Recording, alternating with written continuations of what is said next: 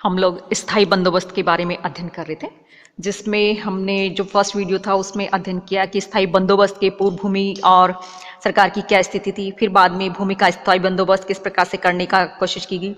फिर स्थायी भू प्रबंध की विशेषताएं क्या थी। फिर स्थायी बंदोबस्त जो उसके गुण और दोष, उसके बारे में अब हम अध्ययन करते हैं कि बंगाल के इस स्थायी बंदोबस्त के संबंध में विद्वानों ने अलग अलग, क्योंकि ये बंगाल जो वहां पर लागू किया गया था, और कुछ विद्वानों ने इसे बहुत अच्छा बताया तो कुछ ने इसकी बहुत आलोचना भी की है। कहा जाता है कि बहुत से लोग ये कहते हैं कि ये बुद्धिमत्तापूर्ण कदम था और लोगों के हृदय में पहली बार अपनी धरती के प्रति अटल अधिकार और अविचल लगाव के भाव पैदा किए।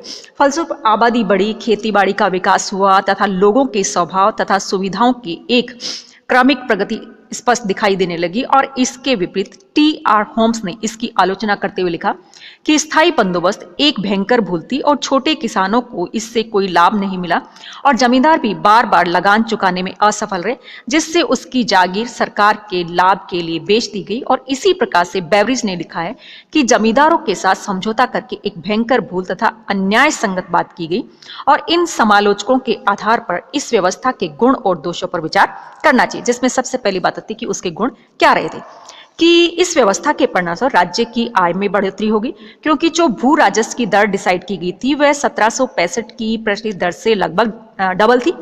दूसरी बात थी कि इस व्यवस्था के पूर्व बार बार भू राजस्व निर्धारण में सरकार को समय और धन की हानि उठानी पड़ती थी, किंतु अब स्थायी व्यवस्था होने से समय और धन दोनों की ही बचत होगी। तीसरी अच्छी बात इसकी ये थी कि इससे कंपनी की वार्षिक आय डिसाइड हो गई, जिससे अब कंपनी को यह जानकारी हो गई कि कितनी वार्षिक आय किस समय प्राप्त होगी और इसके आधार पर आर्थिक योजनाओं के निर्माण का कार्य सरल हो गया।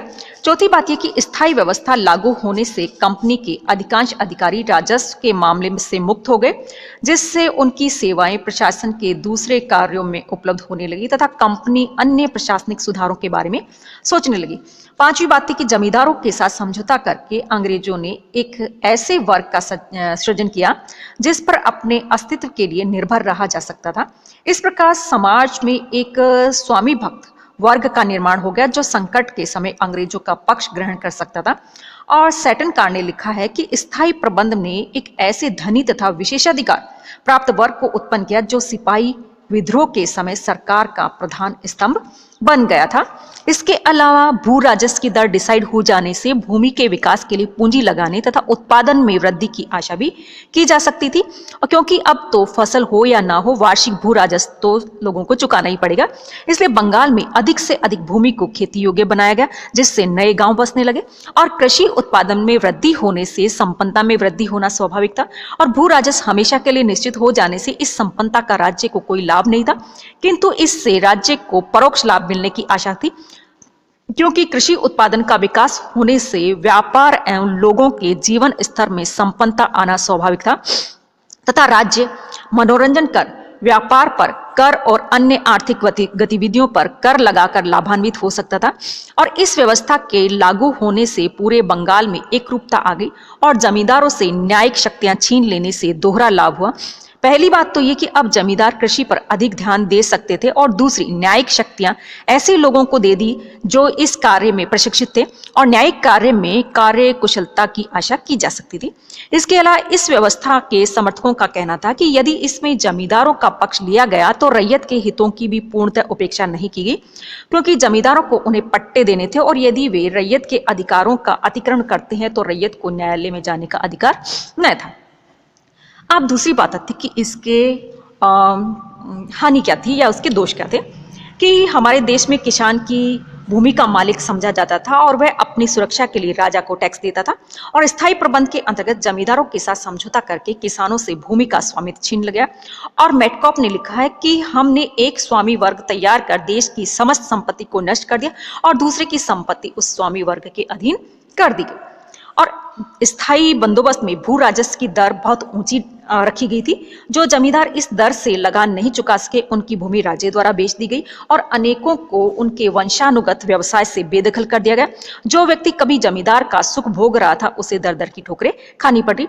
इसके अलावा आरंभ में कठिन परिश्रम करके जो राज्य की मांग के सामने टिक गए थे वे बाद में धीरे धीरे धनवान हो गए तथा अपने गांवों को छोड़कर शहरों में बड़ी शान और शौकत से रहने लगे। और इससे एक परजीवी वर्ग की उत्पत्ति जो कि भूमि धारण तो करता था किंतु उसकी देखभाल नहीं करता था। और ऐसे जमींदारों ने रैयत से भू राजस्व वसूल करने के लिए अपने एजेंटे नियुक्त किए जो गांव में उप भूस्वामी बन गए। ये एजेंट किसानों से अधिक कर वसूल करने के लिए कानूनी व गैर कानूनी सभी तरह से किसानों का शोषण करने लगे, जिससे किसानों की स्थिति काफी खराब हो गई थी। इसके अलावा जमींदारों ने हर स्थान पर अपनी रैयत को पट्टे जारी नहीं किए। जहां पट्टे जारी किए उनका पूरी तरह से पालन नहीं किया गया। यद्यपि रैयत को जमींदारों के विरुद्ध न्यायालय में जाने का अधिकार था किंतु ऐसा करने के लिए उसे साधन उपलब्ध नहीं कराए गए। और जमींदारों के पास सभी तरह के साधन उपलब्ध होने से वह स्वेच्छा से चाहे जैसा कर सकता था। इसके साथ ही भू राजस्व स्थायी तौर पर निश्चित कर देने से राज्य को होने वाली आय भी निश्चित हो गई और भूमि की पैदावार यदि 10 गुना भी बढ़ जाए तो भी इसका लाभ राज्य को नहीं मिल सकता था। और इस व्यवस्था से राज्य के भावी लाभ पर प्रतिबंध लग गए। और सैटन कार ने लिखा है कि स्थायी बंदोबस्त से कुछ जमींदारों के हित प्राप्त किए गए और किसानों के हितों को स्थगित कर दिया गया और राज्य के हितों का हमेशा के लिए बलिदान कर दिया गया। इसके साथ ही इस व्यवस्था का सबसे बड़ा दोष यह था कि रैयत जो भूमि की वास्तविक मालिक थी उसे अपने ही घर में किराएदार बना दिया गया।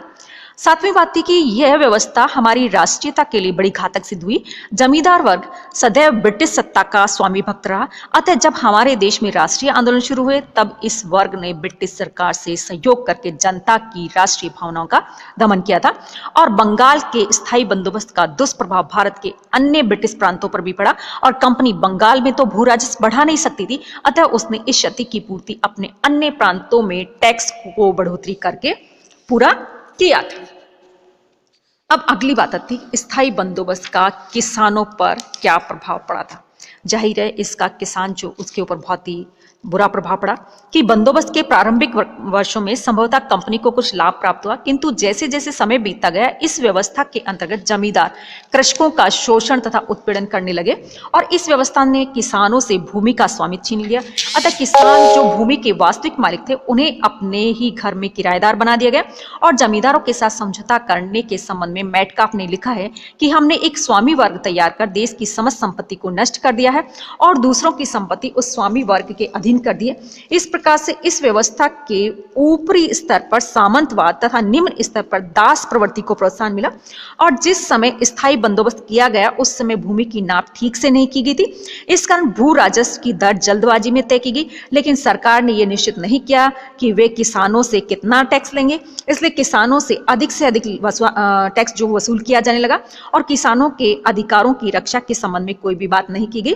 और स्थायी बंदोबस्त के अंतर्गत लगान का भार किसानों पर इतना अधिक बढ़ गया कि उनको लगान देने के लिए नियमित रूप से ऋण लेना पड़ता था और अनेक बार लगान देने के बाद किसानों के पास अपने जीवन निर्वाह के लिए अर्थात खाने के लिए कुछ भी नहीं बचता था, इसलिए जीवन निर्वाह के लिए भी उन्हें ऋण लेना पड़ता था। और इस प्रकार से कंपनी शासन के अंतर्गत उत्पन्न हुई जमींदारी व्यवस्था किसानों के शोषण का दोहरा कारण बन गई थी। एक और तो अत्यधिक लगान के रूप में, दूसरी और ऋण के रूप में दिए जाने वाले ब्याज के रूप में। तो इस प्रकार से किसान जो उनकी स्थिति धीरे धीरे बहुत ज्यादा खराब होने लग गई थी।